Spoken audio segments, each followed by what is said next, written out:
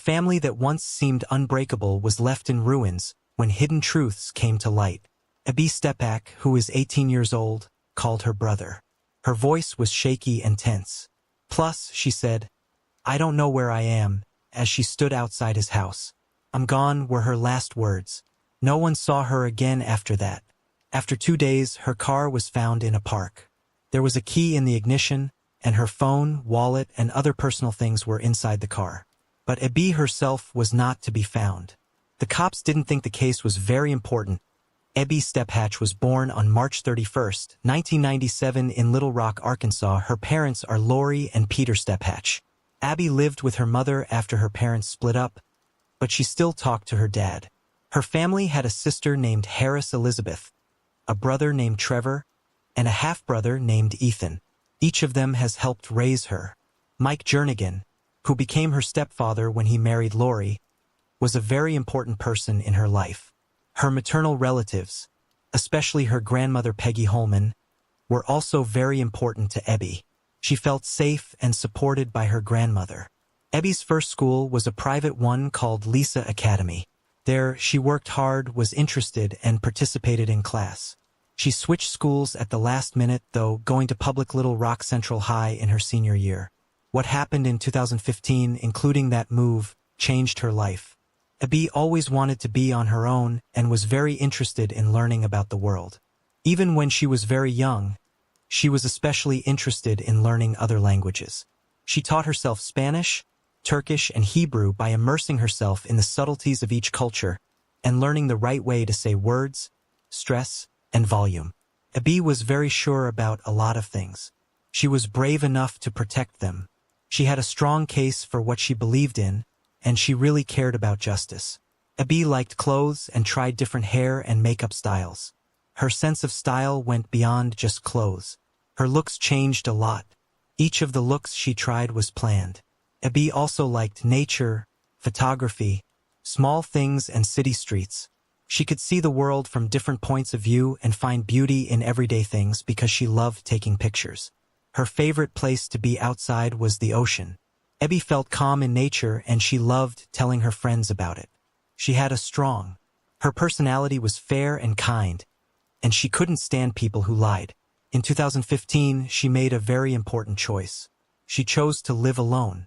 She quit living with her brother Trevor and began staying with friends and her grandmother. While her parents were worried, Abby saw it as a big step towards being on her own. She got her first real job that summer at a Foot Locker in McCain Mall. On the first try, her parents were proud of how driven and determined she was. Soon, though, they saw changes. She wasn't there as often. It got harder to get to her. As new people entered her life, the mood changed. The world around her and she were both changing. Something was different about Abby. Even though she was still bright and full of energy, she fought back more and was more independent. With her growing self-confidence came a stronger unwillingness to follow the rules. She was okay with change. Actually, she looked like she was chasing it. People who knew her could tell that something had changed about her, though. Abby began dating someone around this time. He didn't make her family feel good. They felt bad about it. They didn't like something about the guy.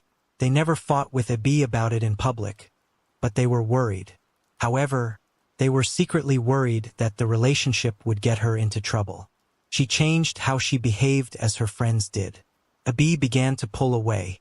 Over time, her parents lost touch with her, and her world moved into a private area they couldn't get to. When she moved to a public school, she stopped going to class. Her parents were told by the school, but attempts to talk it out were turned down. Abby did not give up. She wished to be free and able to decide for herself what to do. Every time people talked about rules and who was responsible, the conversation ended without a solution. Her parents had lost track of who she was hanging out with. Even though they were scared, they were losing control. Even Danielle, a close friend, saw that something wasn't right. Since Lisa Academy, they have been close. Although Abby switched schools, they stayed close. But that summer, Danielle saw that the gap was getting bigger. Everything was shared, including fears, dreams, and secrets. Now Abby was guarded and pulled away. It was not her choice to hang out. The spark in their conversations went away. The emotional link that used to make them friends had grown weak. That wasn't all Abby was doing. She was going inside herself. Danielle was worried about more than just Abby's behavior. Now she was running with a new group of people. These people were brave, careless, and rude like the friends Abby used to have. They didn't respect those in charge, they did not follow the rules, and they liked pushing the limits. They caught Abby's eye, though she seemed to be looking for something that she couldn't find anywhere else. Danielle didn't make sense of why Abby stayed so close to that group, but she felt bad about it. These changes lasted for a long time. They were there forever. By the beginning of autumn, things were getting worse. Abby hardly ever went to school. People started not knowing where she was at night. She took off days at a time sometimes. Even though her parents were very worried, any attempts to set limits led to fights. It was clear to Abby that she would not put up with control or pressure. It became clear to Abby's family that she no longer saw herself as a part of their structure. Now that she was living on her own, those rules didn't include them. According to Danielle, their friendship ended that summer. She tried to reach out, but Abby wasn't the same person she knew.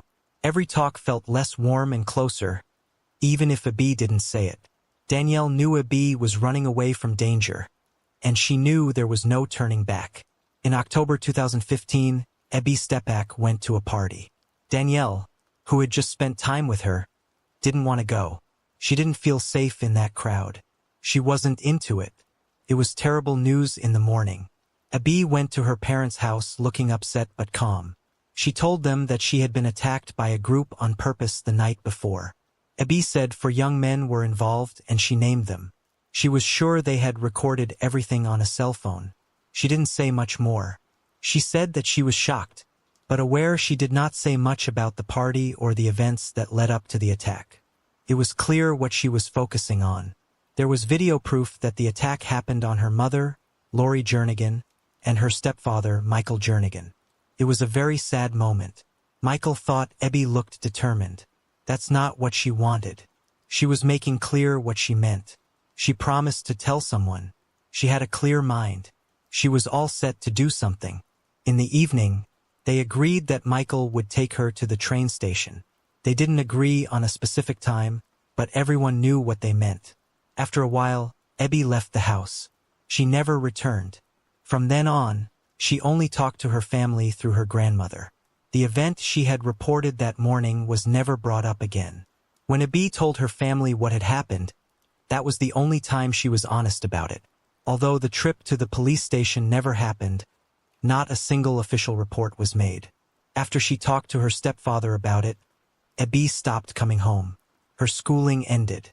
She became less connected to the world around her. It turned out that Abby called her friend Danielle on October 24th, the same day she talked to her family. That day, she told her she was going to see her brother and suggested they get together. It didn't look like her actions were hurting herself. She still tried to get in touch and make plans. Not to pull away, but to a strong need for justice after a traumatic event. On that morning, confession wasn't the only thing that happened. A turning point happened. Some people may have needed a reason to shut her up. After telling her family what was going on, Abby kept texting Danielle. That's how she usually stayed when things weren't going well. Danielle concurred. That night was a way for Abby to get back to a place she knew was safe and familiar. It was a time of comfort with someone she still trusted.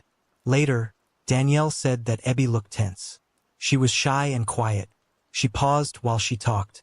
At one point, Abby talked about all the trouble, but she didn't go into specifics. Even though Danielle didn't push, she could tell that Abby was being quiet. Something was making her guard up, but she wasn't ready to talk about it. In the end, Abby needed help with a piercing. She needed to open up one of her old piercings that had closed up. Brienne helped. What happened was normal and not complicated. The tattoo on Abby's shoulder had already healed and said, "Each night leads to a brighter day." She didn't get it on the spur of the moment. What that line said about Abby was true, but there was hope that things could change even though it was dark. October 25th, the next morning, Abby left Danielle's house. She went to the house of her grandmother, Peggy Holman. The visit wasn't planned, but Peggy wasn't shocked. Abby would often drop by without warning. Nothing happened that day. Their activities included talking, eating ice cream, and watching SpongeBob. Abby's mood seem strange in any way. It was dinner time when she arrived. She said she had to meet her stepfather around 8 p.m. Her grandmother was reminded that she was still going to call the police. The plan nevertheless remained in place. She loved her grandparents and gave them a hug before she left. She answered that she would be back soon. Her voice and actions didn't show that she knew something wasn't right. She seemed calm, sure of herself, and at ease. Family members did not see Ebi Stepich again after that. The last part of Ebi's story that could be proven was when she left her grandmother's house on October 25th evening. We don't know what happened after that. Here, the direct line of communication ends the moment Ebi was no longer seen. It looked like she had no plans to leave. It wasn't clear from what she said or did that she was running away. They were told she would be back soon, but she never did.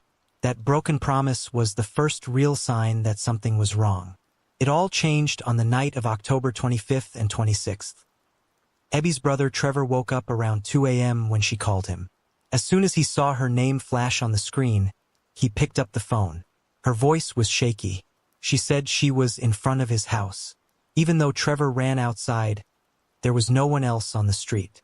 Unfortunately, Ebi and her car were not to be found. For some reason, he called her back. She replied. She told them she was in her car this time, but she didn't know where she was parked. Trevor hadn't heard a voice like hers before. She seemed lost and uninterested, like she wasn't fully present. She couldn't make it clear where she was. Her speech was jumbled and hard to understand. Those were the words that would stay with him forever. I'm not here anymore. What she said to him was the last thing she said. Nothing else happened after the call ended. Trevor kept calling her, but she never answered. The doorbell stopped ringing. That call to Trevor happened about 6 hours after Ebi left her grandmother's house. 6 hours that no one knows anything about. Came out later that Ebi called 911 twice that night. Neither lasted more than a minute. No recordings of sound survived. Later, the authorities said they didn't have any technical records, stored files, or logs of the calls. However, the family confirmed that the calls did happen. That little thing made me think about a lot of things. No one is sure what she was trying to say. Potentially she was in danger. She may have been trying to tell you where she was. There's no doubt that she thought someone was following her. She didn't act like someone who was trying to disappear. They looked more like someone was responding to an emergency or a situation that got out of hand. The family moved quickly. When her parents couldn't reach her the next morning, they called her phone over and over again. Initially, it rang. Then it stopped working. They were sure that something was very wrong after that shift. They went to the police the next day to report the person missing, although they were turned away. According to the police, it was too early and certain steps needed to be taken before Ebi could be officially reported missing. The police were more likely to believe that Ebi had left on her own. Legally, she was an adult. She liked being on her own, and she had recently pushed for more freedom. That wasn't what her family thought, though. She wouldn't act like this. She had kept in touch right up until the night before. The complete radio silence and sudden disappearance didn't fit with how she usually did things. It was then that the clock began to tick. Even though Ebi Stepich was officially missing, there was a big difference between how her family saw things and how the police responded. This was the first of many missed opportunities. Still, no one knew how long they would have to wait for answers. On October 27, 2015, 2 days after Ebi went missing, her 2003 Volkswagen Passat was found. Someone saw the car in an empty lot next to Kalaman Park, right next to some trees. He decided to call the police because the car had been in the same spot the day before. No patrol was sent out that night, even though he asked for one. Police finally came after he checked again the next day and confirmed that the car hadn't moved. After about an hour, police arrived at the scene of the second report. The car really did belong to Ebi. Also, the key was still in the lock. There was no petrol left in the tank. The power was off. The car didn't look like it had any damage, though. Purse, clothes, phone, wallet with ID and bank cards and contact lens case were inside the car, and in the trunk with or without her lenses. Ebi had bad vision and couldn't see well, seeing that she had her phone, wallet, and lenses with her, which are all necessary items for daily life. Pointed to one thing. Abby never meant to go away. There was no money on her. She left behind something she needed physically and didn't take any way to get in touch with people. All of these things ruled out the idea of someone choosing to disappear. Still, the police didn't do anything extra. There was no tape around the car. People didn't treat it like a possible crime scene. The inspection didn't go very deep. The trunk was not shut properly. Then a heavy rainstorm came that night. Documents, clothes, and any possible evidence that was inside were all ruined and wet. After a while, Abby's parents were given her things, which were still damaged by water. Things had to be packed and dried by themselves. They took careful pictures of everything they were handling because they knew how important it was and wanted to keep whatever might still be useful. It was all put in a bag and carried home safely. The seriousness of the situation wasn't recognized even after the car was found. Not a single official investigation was begun. Police did not call a forensic team. It wasn't properly secured or analyzed, and many people think that's when important evidence was lost for good.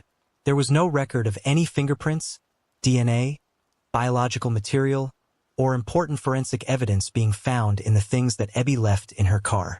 There was no effort to keep the possible evidence safe, which is against even the most basic rules of investigation. For Abby's family, this was the clearest sign yet that the police weren't paying attention to her disappearance. The body of a young woman who went missing is found in a remote park inside her abandoned car. Police still haven't acted quickly or in any way that suggests they are in touch. What was left in the car? How bad it looked and how far away it was all pointed to the same conclusion. Abby had probably left it behind quickly or because she felt under a lot of stress. That part of town was not where she belonged by herself. It didn't fit at all. From that point on, Abby's family was sure she didn't leave on purpose. Even though they thought that, the investigation didn't go any further. The car was discovered. Abby was still missing, though, so that was another chance lost. The first of many. It turned out that her family's house was an unofficial command center. Everything her parents found in the car, like wet clothes, documents, her phone, and hygiene products, was carefully packed, labeled, and photographed so that they could be kept safe. However, the police did nothing. They did not do any forensic testing, collect samples, or write down any evidence. She felt like her family had to become detectives themselves. When they talked to police, they got short, standard responses. There were scripted responses to every request to take Abby's case to a higher level. There was no organized search in the park where her car was found, and no one from her neighborhood or group of friends was asked any questions. There were no requests for surveillance footage from streets nearby. The news talked about her parents posting flyers asking for help and calling private investigators were some of the things they did, but because they couldn't get to evidence or police databases, they couldn't do much every day. There was less and less hope for a real breakthrough over the next hour. It got harder to put together the timeline of what had really happened. It was terrible to lose so much time. It got heavier every day in Abby's house that she felt like she couldn't do anything. It will be almost 8 months before anything changes. Not until there was a lot of public pressure and her parents kept asking for it was the case finally reclassified. It was confirmed that Abby Stepak was missing. That title made it possible to start a full investigation, but it was too late by then. It had become cold on the trail. Important hints were gone. If there were witnesses, they had passed away or forgotten about what happened, and any evidence that could have shown the truth was probably gone for good. Margie Foley, who was the mother of one of Abby's best friends, went back to Kalaman Park in the spring of 2016. It wasn't just a quick stop by. Something about that spot was making her feel bad. In that area, Abby's car was discovered, and a big concrete drainage pipe that went underground was only a few steps away from the parking lot. Even though the police had never been interested in that building, Foley couldn't get rid of the feeling. It didn't seem right. She could not stand the smell as she got closer to the pipe. Sharp and clear, it smelled like something that can only come from decay. There was no doubt that something bad was going on inside because it was so strong. Right away, Margie called the police. Within an hour, a police officer showed up. She pointed right at the pipe and said what it smelled like, making it clear that it wasn't normal. It wasn't just trash or water that ran off. Although the officer listened, he moved away from the pipe after a short time. He chose not to look inside. He told her calmly that public park storm drains often get clogged with trash, water, and organic matter, especially after it rains a lot. He said smells like this happened all the time. He also said he didn't notice anything fishy and didn't see a reason to look into it any further. Margie did not give up. She again said that the smell was strangely strong, almost sickly sweet, and unlike anything else she had ever smelt. Her advice was to either use a torch or call a K-9 unit. But the police officer didn't back down. He said there were no signs of a crime and nothing needed to be done. He left without checking the pipe first. The event wasn't recorded. There was no follow-up, report, or agency that came to check the pipe. Someone didn't connect it to the abandoned VW that was only a few yards away. It turned out that the drainage pipe was right next to where Ebby's car had been found, less than 65 feet away. It only needed a quick look inside, but one officer's carelessness meant that a possible important piece of evidence was missed, and the spot stayed empty for almost 2 more years. It was another terrible blow for the Stepach family. More awareness, concern, and investigative sense were shown by a civilian, just a mother, going with her gut, than by a trained professional. One of the worst parts of Ebby's case was this moment. Suddenly, what everyone had been looking for was right there, next to her car. It had been weeks, months, or even years, but Ebby Stepach still wasn't there. Ever since she went missing, her family has been waiting and feeling helpless. There was no sound for thousands of days. No gossip or leads. Not knowing turned out to be its own kind of pain. The police and other local governments stayed put.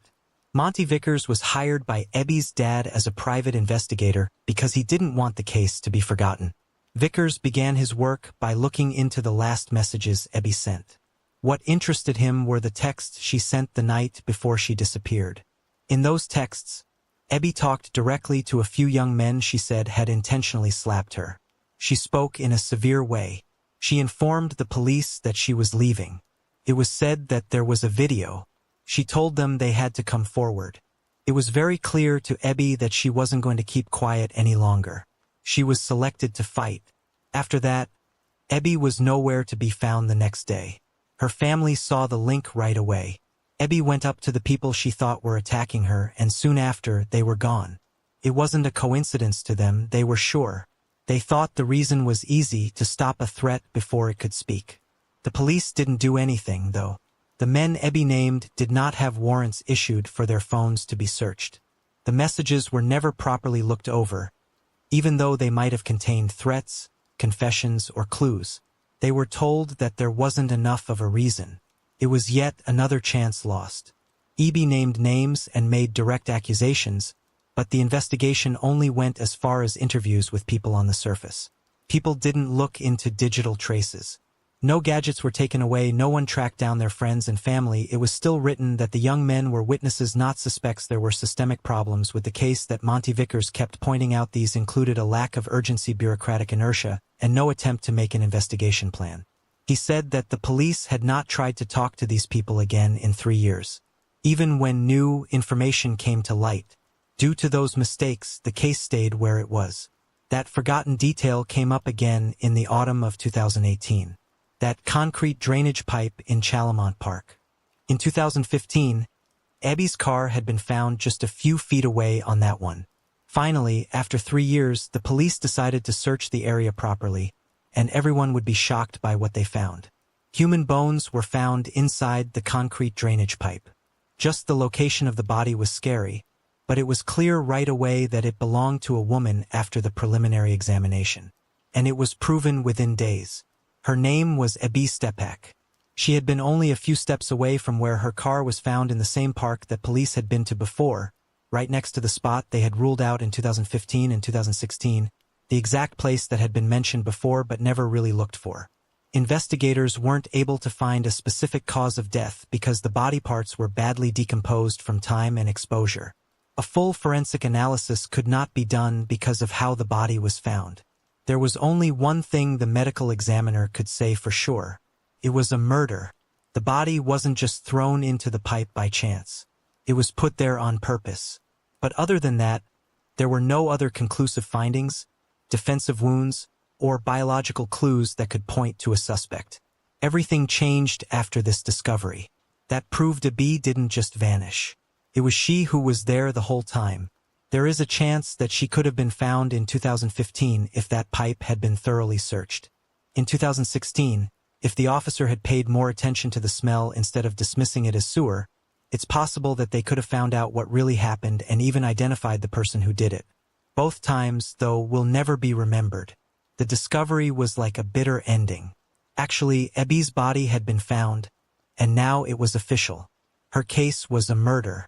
Even though it was called that, there was still no real progress. Investigators were not able to find suspects, file charges, or come up with a clear explanation for what had occurred. In her last messages, Abby named men she said hurt her, but they were never brought in as suspects and were never questioned again. Families like hers were met with silence. Justice had stopped at a point where it could no longer go any further. There was no physical evidence, no way to get to important messages, and no forensic timeline. The case was holding up and wouldn't move. The investigation and any chance of a trial in court were pretty much over. There was no way to hold anyone responsible for the deaths that had already been confirmed. It got out in public when Abby's mom, Lori Jernigan, lost her temper. She talked about it on national stages. People talked to her. She was on several popular TV shows, including an emotional one with Dr. Phil. Anyone with information that could help solve the case could win a $50,000 reward from the family.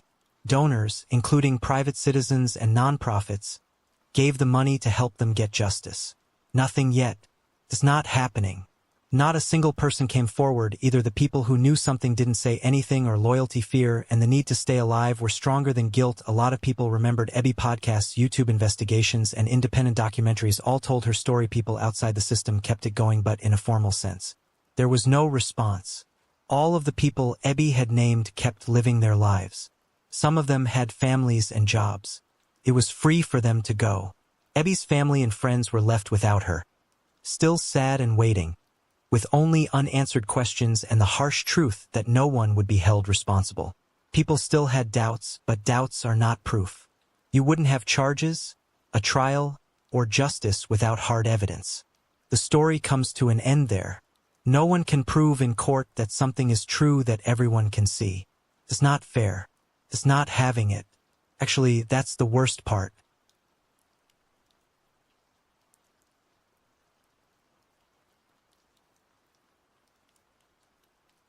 In this video, we shed light on the devastating case of Elizabeth Arellano, a young girl whose life was marked by unimaginable suffering. The city of Fort Worth is in the northeast of Texas. It is very busy. There are many things to see and do, and the past is very interesting.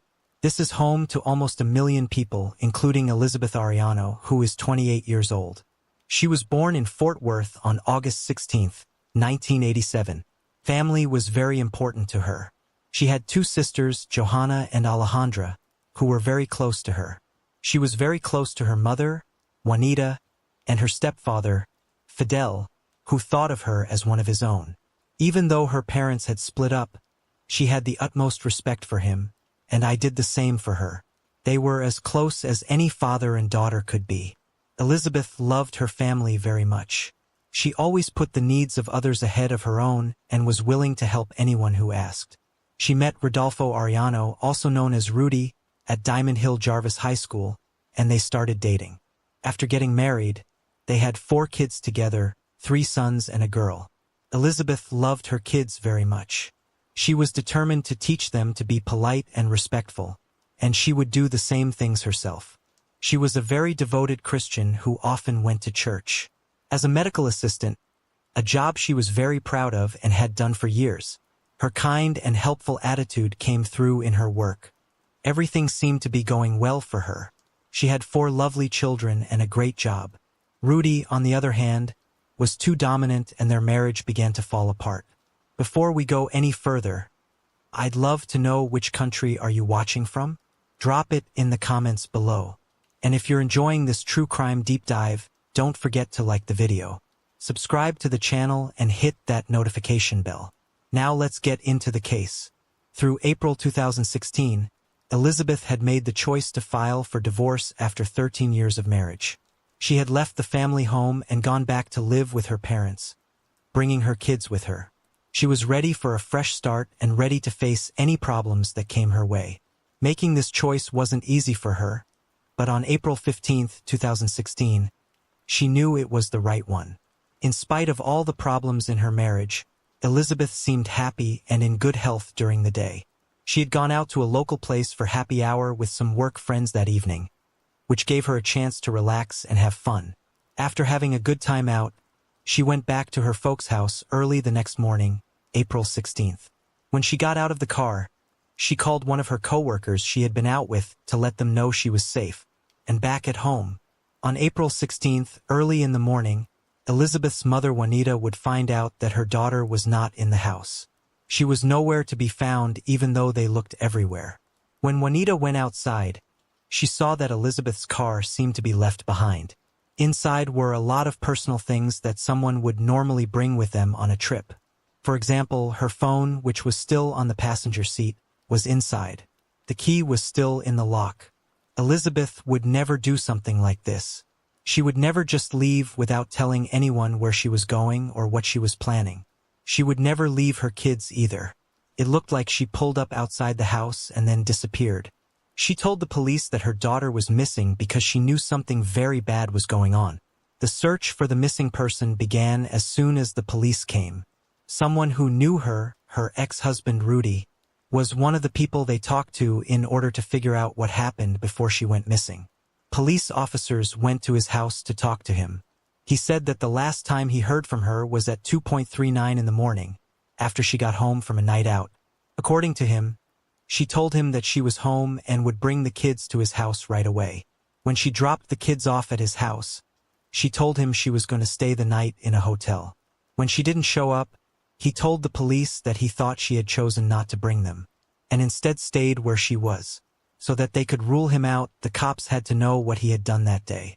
He said he had spent the day with a friend and that he had been home until 7:30 a.m. He said he got home around midnight and stayed there, while the search for the mother who had gone missing went on.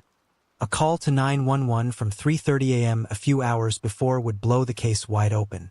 Someone called from Lake Worth at night to say they were fishing. 40 feet of water fell from the Interstate 820 bridge. As someone went down, they said they heard what sounded like screams. The police were sent right away after the call came in, and along with the fire department and divers, they went into the water to see what they could find. Sad to say, they did. The body of a woman was found in the water and pulled out. She was still wearing her work clothes, which were maroon. That person was Elizabeth Arellano. They found that a 119-pound rock was tied around her neck when they pulled her body out of the water. The Tarrant County medical examiner said she was killed and that she died from drowning and being suffocated by the rock. Her body wouldn't come to the surface because the weight was tied around her neck. We think this was an attempt to hide the body, the cops said. The scary that she was still alive when she went into the water. Liz Arellano had been killed, and her death was so violent that it shocked even the most experienced police officers. It was now a race against time for the cops to find the person who did it. They were clearly evil in ways that are hard to imagine, and they needed to be stopped. They had a lot of ideas to think about. For example, had someone from the bar followed her home, had a shady person taken her and killed her when they saw her get home with someone waiting there. One of the first things the cops had to do was figure out where everyone was when she was killed and rule out as many people as they could. Rudy insisted that he was at home and had nothing to do with what happened. People in the neighborhood were shocked that something so horrible could happen as word of it spread. How can someone do something like that? A neighbor asked CBS 11. I don't get how some people can be so mean and evil to another person. To help pay for her funeral, a GoFundMe page was made, and it didn't take long for it to reach over $11,000. Rudy shared this on his Facebook page and on several flyers to raise money for Elizabeth's family. Soon, her family and friends came together for her funeral. Elizabeth's rope marks around her neck were hidden by the sweater that Johanna bought for her. She was so sad that she stood next to Rudy by the coffin of her sister. Rudy seemed like he was a sad widower, but detectives didn't get that sense from the way he behaved. The last time they talked to him, he didn't seem worried or anxious. She was the mother of his children and the person he had spent his whole life with. so it was strange that he didn't seem to care that they were no longer married. As the police continued to look into Elizabeth's death, they started to look at CCTV video from the area. This is where they found their first solid clue. She was last seen at 3:02 a.m. when a white pickup truck was seen leaving the area where her folks lived. Rudy had a white pickup truck. Further, an affidavit would say that this road would be the quickest way to get from where Elizabeth's car was last seen on camera to where she was found. He insisted that he was at home that night, but cell phone data and maps would show that he wasn't telling the truth. He looked at his phone records and saw that on the morning Elizabeth went missing, his phone had pinged close to the house where her parents lived. As the investigation went on, cops found that Rudy had tried to call Elizabeth several times while she was out with her friends on the evening of the 15th. He sent her a message asking when she would be leaving work, and records showed that he was close to her place of work when he tried to call her. He also tried to call her, but she didn't pick up. He moved from where she worked to her parents' house, where she was living as shown by his phone records.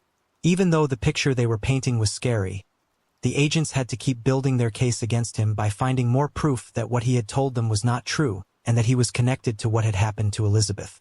A search warrant was given for his house so that this could happen. A police report says that they showed Elizabeth's oldest son the rope that was used to connect the concrete to her body. He knew the rope because he had been playing with it in the backyard and had seen it go when it was gone. They also showed him a picture of the concrete, which he also knew. There was concrete in the yard after his dad had built a new fence for a friend. It looked just like that. The fence posts had concrete around them. It was the same concrete that was in his truck. As more and more proof came in, police thought she had come home from a night out and that he had waited for her before she could get inside and then taken her. She was then taken to the bridge over Lake Worth that was part of Interstate 820. He tied a rock around her neck and threw her off of it. Only 10 days after his wife's body was found in the water, Rudy Ariano was arrested on murder charges. After that, he was charged and put on a $500,000 bond at Mountfield City Jail. Elizabeth Ariano was found with a rope tied around her neck. Her body weighted down with a boulder, but her husband has now been arrested and charged with capital murder. Before he was arrested, he was posting on social media about helping with her burial. Steve. It was about 3:30 in the morning on April 16th. A couple of fishermen were on Lake Worth when they heard some screaming and then saw what looked like someone falling off the bridge into the water. It looked like the 28-year-old mother of four had jumped off the Lupe 20 bridge over Lake Worth. At least that's what everyone was supposed to think. Elizabeth Ariano's mother, Juanita Galvin, says in Spanish she forgives the person who. She killed her daughter because she doesn't want anger in her heart. She won't speak her son-in-law's name. She was a great mother. She was a great daughter, a great sister, a great aunt. We want to stay focused on the memory of Elizabeth, known as Betty, and stay focused on the kids. Her family says they'll take them in, but they miss their mother. The person everyone says was the glue of their family is gone. Somebody must have seen something because there's always somebody out there, and if they did, somebody seen something, please come forward. This is how she would want us to be together and, taking care, watching her babies. And Fort Worth police are actually asking the public, anybody else who may have seen something that night that looks suspicious, they're asking for them to come forward. Well, Doug, this family is grieving, but they're also on a mission. They are rallying to raise the couple's 4 children, but they also want North Texans to know that Elizabeth's life was so much bigger than how she died. She was a lovely, lovely mother. I want to say a lovely daughter. To the world, she was Elizabeth Ariano, a murder victim whose body, bound with rope and a concrete boulder, was pulled from Lake Worth. Everybody you met will tell you, my sister always had a great smile on her face. She was on top of all of us constantly. She was like a mini monster, so that was her. That's why she was the good of the family. The couple has 4 children, ages 4 to 12, but family members insist they have not been orphaned. I have 3 kids, now I have 7. We're all going to come together and we're all a family, my sister Alejandra, and we're going to take care of those kids. The local media also talked to a witness who saw how he behaved the day after his wife died. A next-door neighbor who didn't want to be seen on TV says the day after Elizabeth Ariano was killed, Her husband sat in a pickup in his driveway playing music and drinking beer. During this time, her heartbroken family tried to understand what had happened and figure out who was to blame. They told the news about how much Elizabeth meant to them and Elizabeth. Rudy Ariano kept saying he had nothing to do with it, but he had to make a choice soon. He could put himself on trial and plead not guilty. If the jurors found him guilty, he would be put to death. Because of this, he took a plea deal that her family agreed to. It was Wednesday, January 30th, 2019, and Rudy Ariano admitted to stealing and killing his wife Elizabeth. This meant that he would not be put to death. A grieving mother collapses after coming face to face with her daughter's killer. He was also confronted by the victim's furious sisters. "You are a monster. I hate you. I hate you." It was shocking how cold Ariano was. He shared a meme on Facebook that asked, "How long can one go without drinking before they die?" Just 2 hours after killing the mother of his children in a brutal way. He said, "I'm already worried." He claimed to be the sad husband crying by the grave of his wife. He lied to people he had known for years and who loved and cared for him. He didn't say anything to explain or say sorry. After that, Rudy Ariano was given a sentence of life in jail without the chance of parole. His lawyer for defense said that the plea deal was the right thing to do. Elizabeth's family said it made them feel better to know that he would never be freed. Elizabeth's sister, Johanna, gave a very moving victim impact statement. "You robbed all of us from being able to enjoy the wonderful and beautiful human that she was. She will never get to see her again grow up. She will continue to miss all the holidays. She will miss out on all her high school graduation, her future grandchildren, and most important, the right to live, to be happy and enjoy being the great mother that she was. How dare you?" She remembered standing next to him at the funeral for Elizabeth as well. She told him, "You knew what you did, but you watched me cry in front of her body. On the day she was buried, you told me that you wished you were there with her and that you just wanted to lay there. You knew it would be until death do you part when you married her, but you didn't think it would happen so soon. You're a coward." The children of Elizabeth's husband, Fidel, were also talked about. The children cry often. They miss their mother very much. You took her away from them, and now you will spend the rest of your life behind bars wondering what would have become of them. I hope you like that. Elizabeth's family talked to the reporters outside of court. They were her world, and we're going to continue to talk about her every single day like we still do and remember her, and keep her memory alive always. She was a loving mother, daughter, sister, aunt, friend, and coworker. She had a huge effect on the people she knew and the people she helped. Johanna, her sister, said that her family will always remember her and talk about her with their children. The wonderful, kind, and wonderful woman she was will never be forgotten by those who knew and loved her.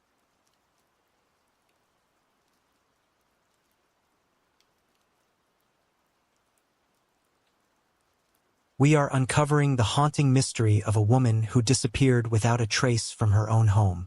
She disappeared for unknown reasons just 2 days before her birthday. As soon as the cops started their investigation, they found a number of suspicious signs that something bad may have happened to her.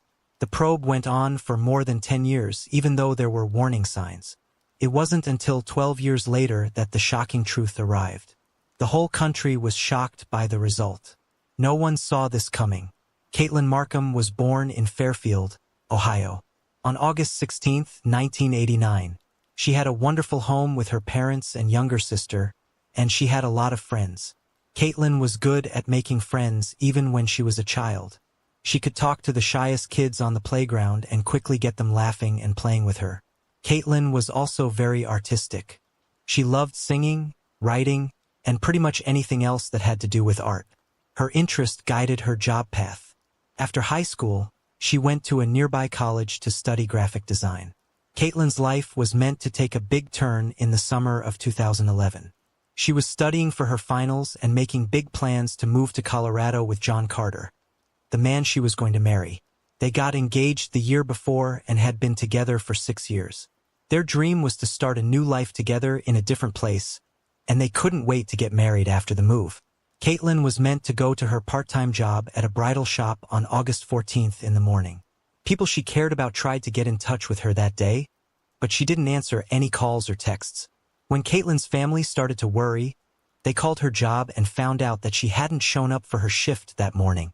This was very strange because Caitlin always talked to people and never missed work without telling someone. Still, her family first thought she might be with someone else because she wasn't able to get back to them. They chose to wait it out. But as evening came on and Caitlin still hadn't replied, their worry reached a breaking point. After work, her fiancé John went to her flat to make sure everything was okay. Caitlin left her car in front of the small apartment block where she lived. But when John went into the unlocked flat, he only found her dog there. There was no sign of Caitlin, and there were no strange events that would lead you to believe something bad had happened. Even so, the fact that she hadn't talked to anyone all day worried everyone who knew her a lot. John chose to call the police. He said that he and his fiancée hadn't talked since the morning, so they sent a patrol officer. The police officer searched Caitlin's flat, but didn't find any evidence of a break in a fight or anything else that would suggest a crime. While some things were strange, one thing stood out: Caitlin's keys, wallet, and ID were all inside. The fact that she wasn't at home sent red flags to the police officer. Caitlin would have taken her keys and locked the door behind her if she had left by herself. John said their last meeting was the night before. They were at her house with a friend they both knew. John went to a party with some other friends after his friend left, but Caitlin stayed home because it was getting late. After a few hours, John went back to his own house where he lived with his mother. He sent Caitlin a few texts, but she stopped answering after a while. John said he texted her every morning and always got a reply, but not this time. The police talked to Caitlin's family and friends, but none of them had seen or heard from her since the previous evening. A lot of people said Caitlin wouldn't have just left without saying anything because that's not like her at all. She was focused on her last tests, and her birthday was coming up soon. She had planned to celebrate with her family and friends at a nearby restaurant. After getting all of this information, the police started to think that Caitlin might have been hurt, so they chose to search for her. They got more than 100 people, put them into groups, and began searching the city. Caitlin's family and friends also made flyers with information about her, which were soon put up on almost every street. At the same time, police were looking for any clues they could find. Of course, they started by looking into John Carter, her fiancé. The cops noticed some small scratches on his neck on the first day, but John told them that he had done them while shaving. A voice stress test was also asked of him. This is a test that listens to recorded comments and looks for any signs of lying. The results weren't clear, and the police couldn't tell if he was telling the truth or just worried about his fiancée going missing. From the beginning, he helped with the search, answered all of the police's questions, and even did several interviews with local news outlets that were already covering the case. The police then checked John Carter's story and found that he was, in fact, at a party with friends that night. They were also able to confirm his story that he went home afterward and watched a movie on his laptop by looking at the information on it. The friend of both of them who had visited Caitlin and John that night told detectives that he had been at her house. He said they just talked about things like the couple's upcoming move and Caitlin's tests. He did notice, though, that Caitlin was quieter than normal and had spent most of the night studying on her laptop. He thought she was just worried about the tests that were coming up in a few weeks. With this knowledge, it didn't look like Carter had much to do with it, so investigators turned their attention to other leads. They got a warrant to look into Caitlin's phone and found that it had been turned off at 12:06 a.m. They hadn't done anything since then. They also saw that she had sent John a picture about 30 minutes before, which matched his story. Even though they looked hard, they couldn't find any more signs of Caitlin, so the cops searched even harder. In the days that followed, even more people helped, and the absence was reported on by the news media across the country. Search teams looked in forests, lakes, and empty houses, but they couldn't find anything. Even though the search went on for weeks, the cops still couldn't find Caitlin. John kept searching for things with a lot of effort, but as time went on, more and more people in the town began to think he might have been involved with his fiancée's disappearance. He heard about these rumors. In the end, he talked about the claims and said that all he wanted to do was bring Caitlin home and that he didn't have time to think about them. Investigators also made it clear that they didn't have any good reasons to believe John was guilty. His alibi was true. He let them search his house without a warrant, and he always did what the police asked of him. Still, John said that the claims did bother him sometimes. A woman came up to him while he was putting up flyers on the street and started talking about the case. She said that most people thought her boyfriend did it, but they didn't know she was talking to him. The search for Caitlin went on for a few months, but in the end, the police had to give up. They had looked everywhere but hadn't found a single tip. The police chose to keep working on the case and follow up on any new leads they found. At that point, Caitlin's case was known all over the country, and police had gotten hundreds of tips. They looked into all of them carefully, but none of them helped them find the lost girl. The government also kept raising the reward for information, and in just a few months it had hit $50,000. There was no progress in the case for almost a year until an unexpected turn of events. The man, who is 28 years old, was caught in Miami for hitting a college student. At first, this didn't seem to have anything to do with Caitlin's case until police found out that this man had been living across the street from her apartment building when she went missing.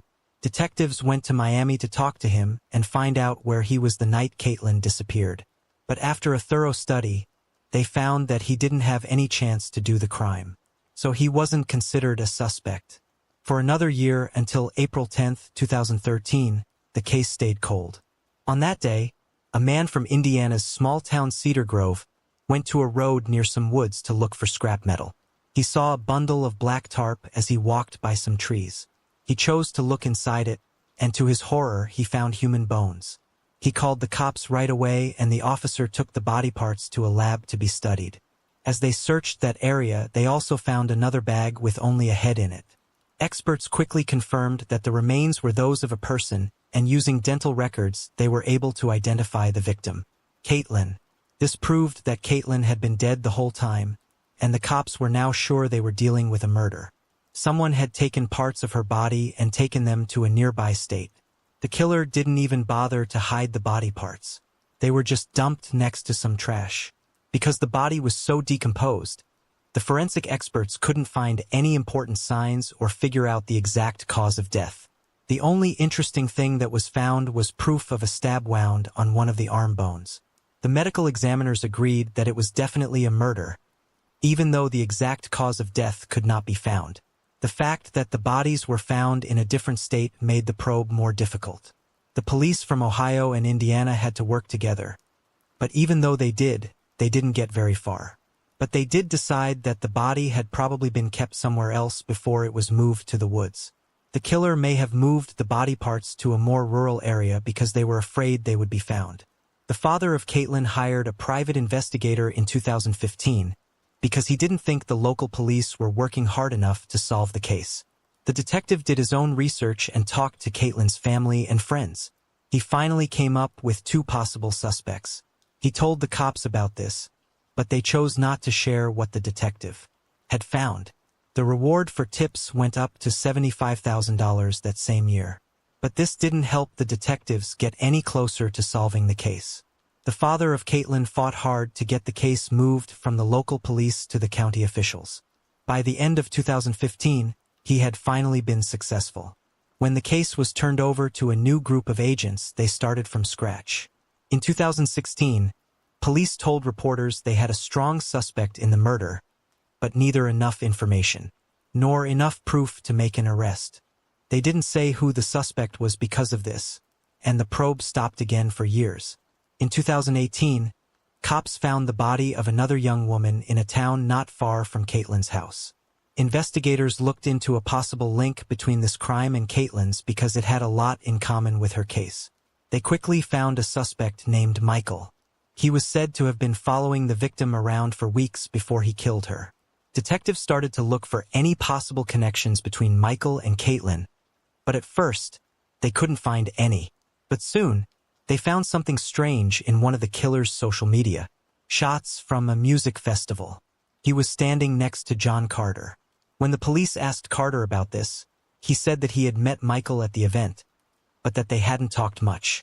Even though it was a strange coincidence, police couldn't find any other link between Michael and Caitlin, which meant they couldn't connect him to her death.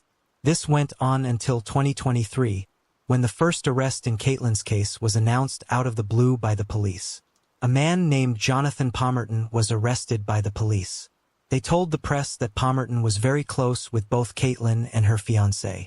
At first, the police didn't say much about the arrest, but 2 months later, they did something even more shocking. They arrested Caitlin's fiancé, John Carter, on suspicion of killing her. Investigators didn't tell the press what they had found over the past few years until after this. When the case was given to the county police, the new officers went through all the evidence that was already there and started from scratch. They thought Carter's actions, especially his 911 call, were odd right away. The police thought that his words sounded practiced, like he was reading from a script. From what he said to the patrol officer at first, they both got the same feeling. Next, the police listened to recordings of talks between Caitlin and Carter's friends, which they both had. A lot of these friends had said some worrying things. According to their accounts, Caitlin talked about having major problems with Carter in the months before she disappeared in 2011. The problems were so bad that she even thought about breaking up with him. She told her friends that Carter had started using drugs, was acting out more, and was watching frightening adult content all the time. Statements from witnesses that the police had had since 2011 were another interesting part of the case. 2 teens sneaked out of her house around 2 a.m. on the night she went missing. They saw 2 cars pull up with their headlights off as they went by Carter's mother's house. In one of the cars, Carter got out and went inside. He quickly came back out and got behind the wheel. Once they were gone, neither car turned on its lights. Carter's alibi, which said he was at home watching a movie, was thrown out by these comments. But investigators found that his alibi was based on open tabs on his laptop that were linked to the movie. There was no solid proof that he was at home watching it. Carter didn't really have a good excuse, it turned out. 2 people who saw him that night, however, said things that made them suspicious. That wasn't all, though. Carter's phone was turned off 2 minutes before Caitlin's on the night she went missing, and it stayed off for 15 hours. Carter also deleted some texts he had sent to his fiancée that night, so no one knows what they said. He said at first that Caitlin hadn't replied to his good morning message, but it turned out that he had never sent one. Neighbors said they heard noise coming from Caitlin's flat that night, which is another interesting detail. In the beginning, they said they heard fighting, banging, and then someone quietly saying no.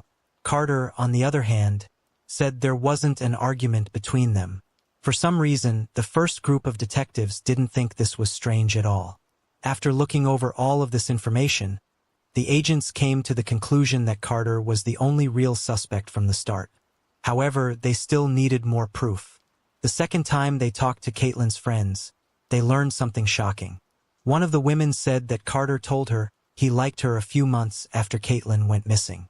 She was shocked to learn this, especially since Carter was still helping to look for his lost fiancée and talking about how much he missed Caitlin.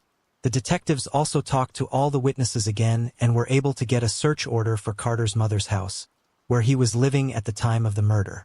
They found a black blanket that was exactly the same as the one that had been over Caitlin's body. The cops found some disturbing poems that Carter had written by hand in his room. Inside one song, the speaker said something upsetting. "Deep down, I love her. You have to kill her. But I love her. She has to die." The officers also found out that Carter had been very mean to his new wife by that point. He was married and had kids. The cops found video of him yelling at his wife while holding their daughter. Finally, the police found that Caitlin's body was found near the road that led to Carter's father's farm, which he often visited. Putting all of this knowledge together, this fact proved that he knew the area well. When the police chose to talk to Carter, he denied having anything to do with the murder. When they pointed out all the strange and contradictory details, he quietly said that they were just evidence. Unfortunately for the police, they knew they probably wouldn't be able to get him convicted because there wasn't enough evidence to link him to the crime.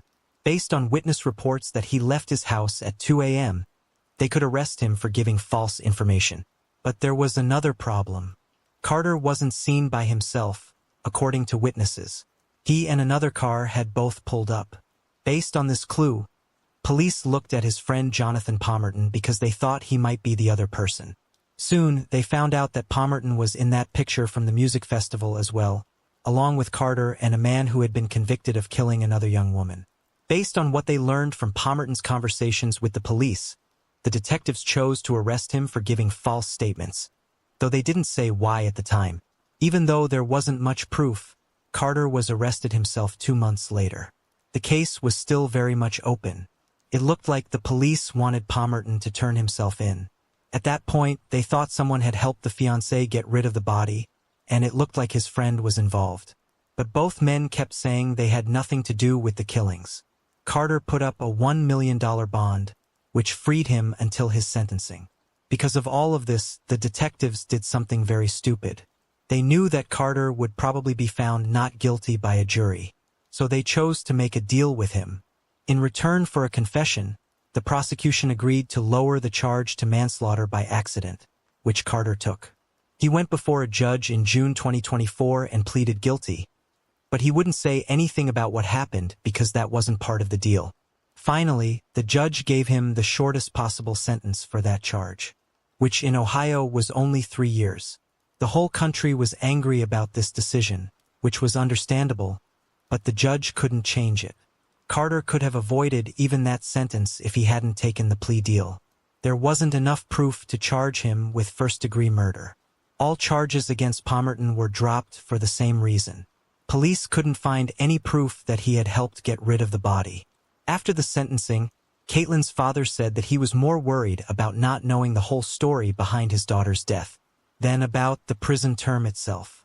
He said that at first he didn't think Carter was guilty, but that over the years he had come to believe it. He remembered that Carter had kept in touch with him and even hugged him at Caitlin's funeral, even though Carter had killed her. Not long after Carter was sent to jail, his cellmate called the police and said Carter had told him some details about the murder.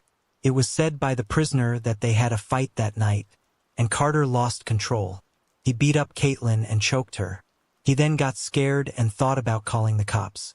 He also thought about setting up the scene to make it look like Caitlin did it herself, but in the end, he chose to kill her and throw her body away. The police weren't sure if they should believe this story. They thought Carter might have told this story because it fit with what they already knew, but it was still unclear whether he was telling the truth.